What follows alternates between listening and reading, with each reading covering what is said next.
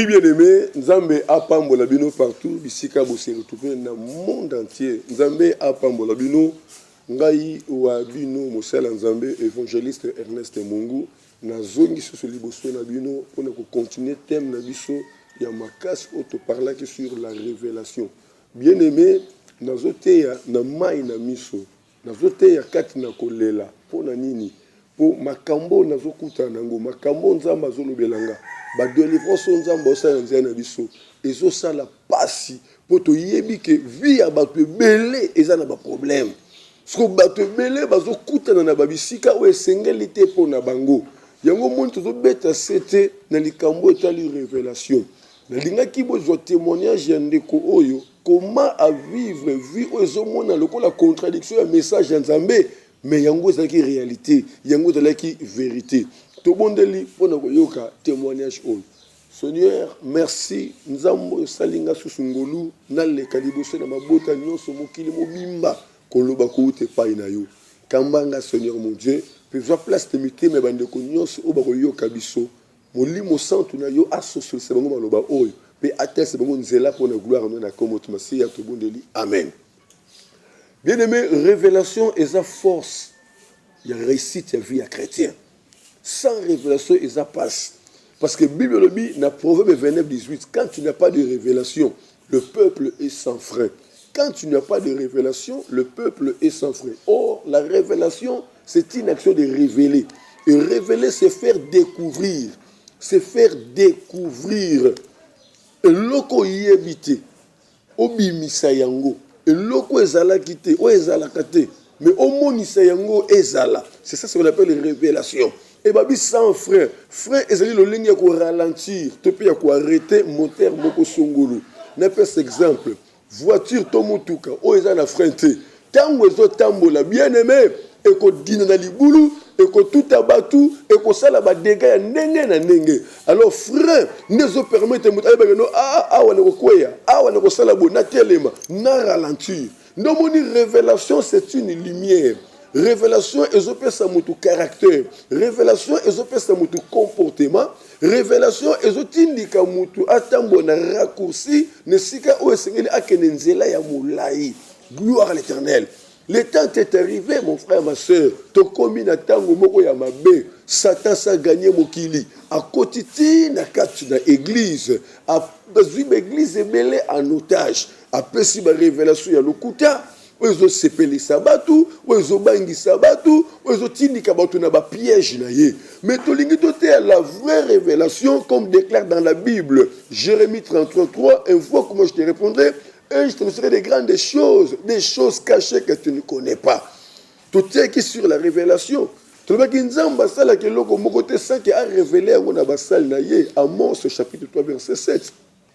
Alors, maman, on a les kisabino, parce que témoignage naïe, ezui mabota ebele na ba problème oyo. Avant de que nanda kwa libala, bala ki légalement. Et loko nye salema ki na katanda kwa libala ye. Dans le niveau yoka yemoko, après sabino témoignage oyo, si mon okozonga ne éclaircir bino, mabota ebele za na ba problème, ba famille ebele na ba problème. Na uti ko landa ndeko moko, lobby, servante de l'Éternel. Ayaki tina ndaku na ngai kosolola na nga makambo nini ele kana kata ndaku libana na ye incompréhension na incompréhension bitumba na obali na ye boyoka nezo zalate. Alors azwaki décision a quitter ndaku libala a quitter abima pe ndaku libala mais to landi biso na mate ya oyo ndenge zo na biso pe ndeko na ngai aye ko lukanga na église abengi ngazo lela na etse yaka na ndaku na ngai to vandi na ndaku ya to vondeli na ndaku makambo nzamba otalisa biso nzamba otalisa biso boy ko bota mana ye bakanaka te abala na vie na ye azala na instrument eko produire mbongo pona libota. Gloire à l'Éternel. Donc vie na yango wana mission na yango wana ya ko bala te mbongo nisa ko sala ezaka na intérêt ya libota ba utiliser ye. Gloire à Jésus. Mais eye ko sala ke abali etango abali ne ba ko tia esprit moko katikati na ye. Et ben donc même incompréhension na katanda kwa libala jusqu'à ce que ebimisa mobali na libanda afin que libala wana ekufa. Gloire à l'Éternel. Bien aimé, le temps est arrivé. Moment qui bien aimé on luka révélation na bo solo on luka révélation kati na boyebi oyeba komo kotambola na nzambe na yo tolandi témoignage oyo sima tokozonga nzambe na ngai apambola bino landa témoignage bana nzambe alleluya napesi bino mbute na kombo na Yesu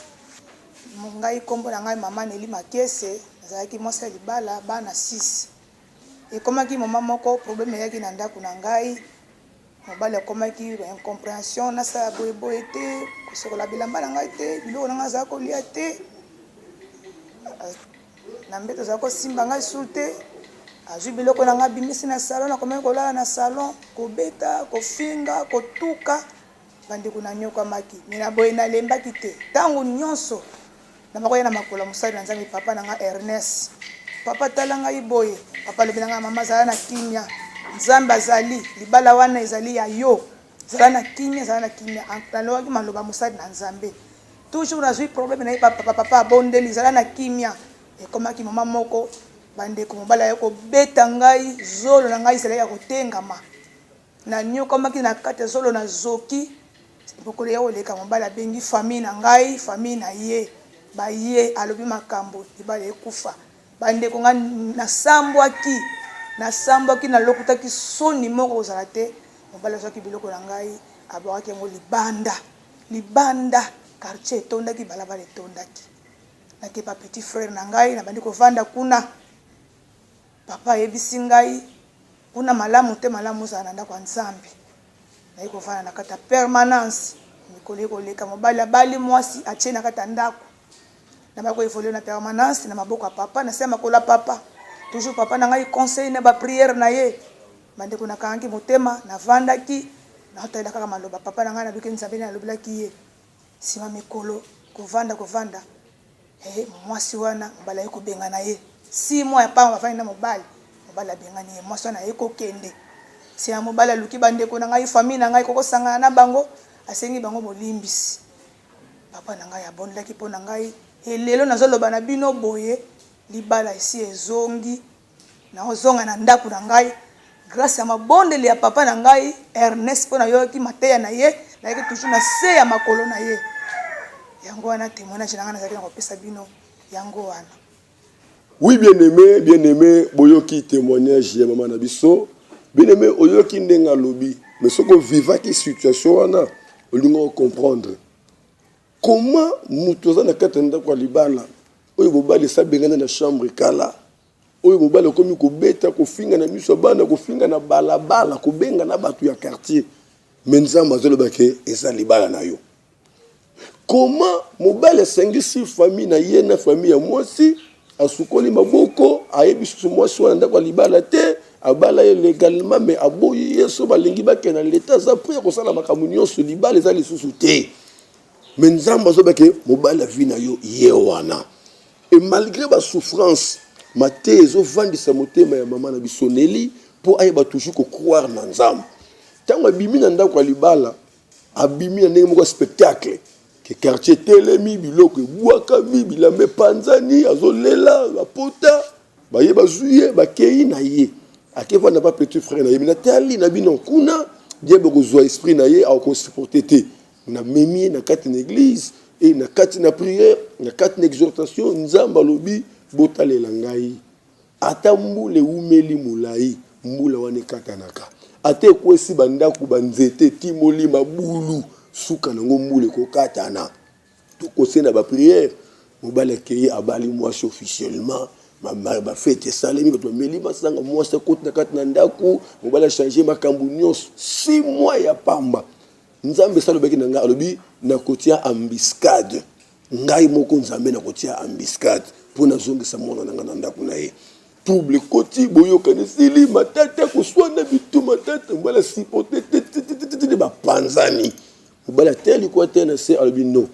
ku pensoni kumona mpasi na kita na zongela mwasi na nga alandi ba famille asengi ba pardon aspect nyonso sengeli ko pesa asali nyonso sengeli ko sala ne anima ki susko kitela sela makona mwasi et moi c'est parce que ba condition mobala ndingi ba condition nyonso et lelo yo moi ça zongi officiellement na ndaku ya libala na ye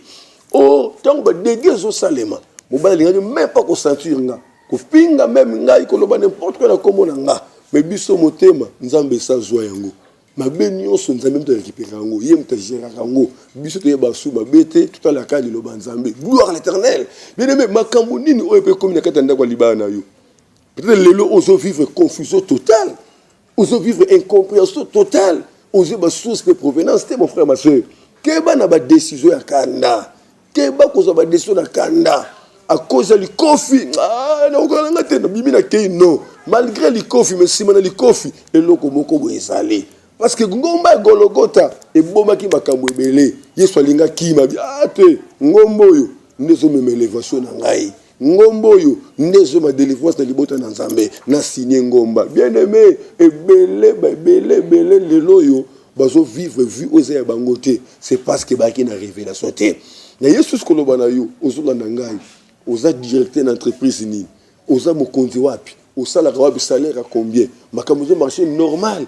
et l'obité que révélation pour notre passe bateau va vivre blocage difficulté même bateau va vivre malamu bateau vivre paisiblement bazana posa wana ko luka révélation pour baye ba lobby na bango ko nini bien aimé bateau va souffrir lelo surtout les 5 ans passés 10 ans passés on y monte que yende à cause de lelo o ya lelo oyo dia bazana mayele mabe atikela ka mutu temps akoti d'esprit mo katikati na yo depuis même mois na yo okola kana esprit wana mais ba pese délai peut-être à simbo na 40 ans na 45 ans na 50 ans et tant âge wana ekoka esprit abani ko compliqué abani ko kanga abani ko bebisa vignonso et baby mon frère ma soeur la révélation c'est une voie obligée pour tout chrétien pour savoir des choses cachées dans sa vie et la révélation implique un caractère la révélation c'est une lumière ozo faire connaître mutu wapi parce que na kotia lokolo wapi nzana kotambola wapi nzana kotambola te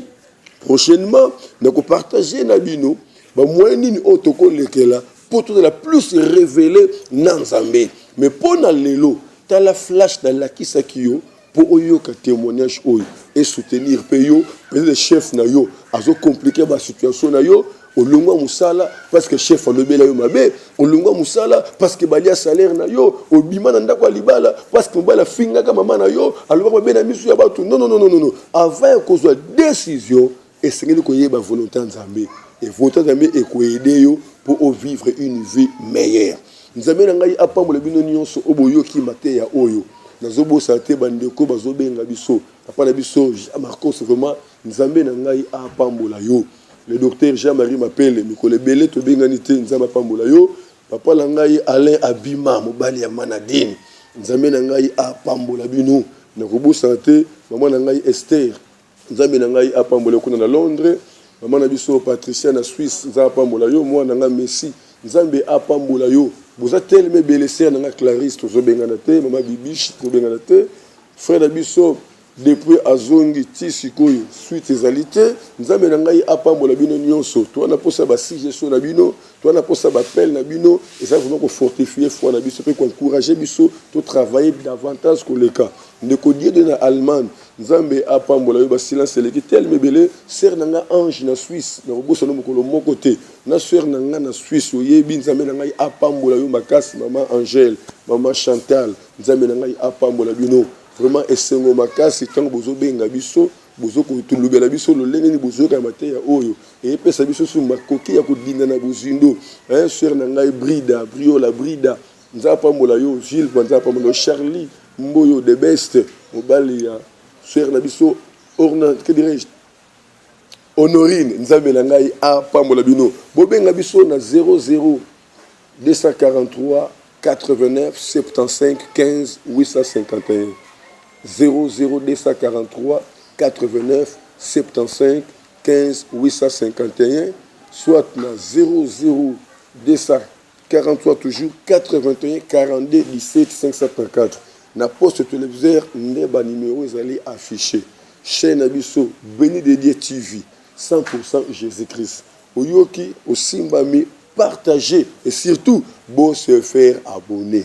Toujours nous kaka beaucoup ma ebele pour te côté dans l'émission en direct. L'émission en direct ndé bon na intercession na mosakole Esther Mongu tozo bonde na bino bozo benga tozo bonde pour na bino en direct pour sentir que Nzambe a osala makambo ebele. Beau se faire vraiment abonner, beau prendre chaîne partout dans le monde entier et nzambe wana akosala que tout réussir na ba problème ou les préoccupés sur les lots. Qui vient à Christ et ça la partage na bomo bino banso ou boki brancher na émission oyo. Li pamboli na nzambe et landa bino partout bisika bo se retrouver. Tokutani susu na prochaine édition mais to la bino témoignage ya ndeko moko ya mwasi oyo abandaki ko bloquer famille na sorcellerie na ye pour vous comprendre que ils en a bato belé bana pe bana sorcellerie mais ba yebité bazu nzela ya kelasi nzela ba collecte nzela ba messier bana bazu sorcellerie na congé kendaki na famille vacances moko songolo ndomoni révélation ça la ke bato mususu depa utaki chassa azonga poto makamu nyoso beba makamu ze belé na kati na ba vie ya bato